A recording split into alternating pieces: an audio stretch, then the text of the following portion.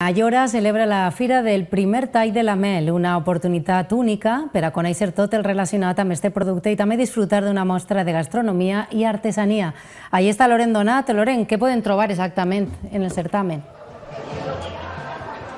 Molt bona vesprada des de la localitat d'Ayora, capital de la mel d'Espanya, n'hi ha que dir-ho, clar que sí. Així estem al costat del seu alcalde. Muy buenas tardes, don José Vicente. Muy buenas tardes. Bueno, hemos tenido el privilegio de inaugurar, ¿no?, este 16º corte de la miel de aquí de la localidad de Ayora. Sí, ya está inaugurada, ya está en pleno funcionamiento, ya está todo el mundo disfrutando y nada, dentro de poco ya pues a comer y a disfrutar de todos los eventos que tenemos preparados. ¿Alrededor de cuántos días va a durar esta feria de la miel? Pues dura desde minuto cero ya, hasta el domingo a las 11 de la noche.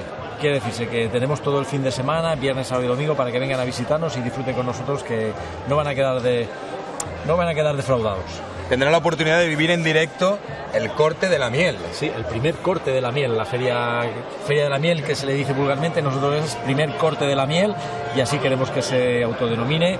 Y nada, pues a disfrutar con los apicultores, con la zona gastronómica, los pequeños aprendiendo cómo se extrae la miel. Y bueno, pues hay un montón de actividades tanto para los visitantes, como para los padres, como para los pequeños.